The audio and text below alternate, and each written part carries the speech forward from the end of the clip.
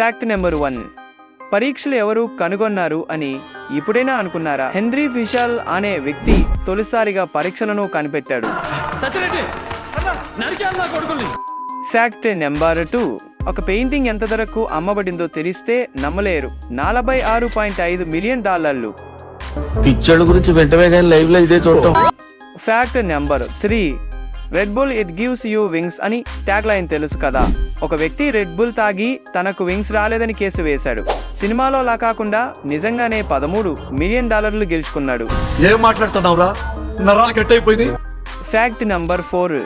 Made in China అన్న sticker చూసి నమ్ముకున్నారా? వస్తువుల మీద మేడ్ ఇన్ చైనా అని ఉంటుంది కదా, చైనాలోనే తయారు చేస్తారు. కానీ ఆ స్టిక్కర్ మాత్రం సౌత్ కొరియాలో తయారవుతుంది. అందుకే ప్రొడక్ట్ కంటే స్టిక్కర్ ఎక్కువ రోజులు ఉంటుంది.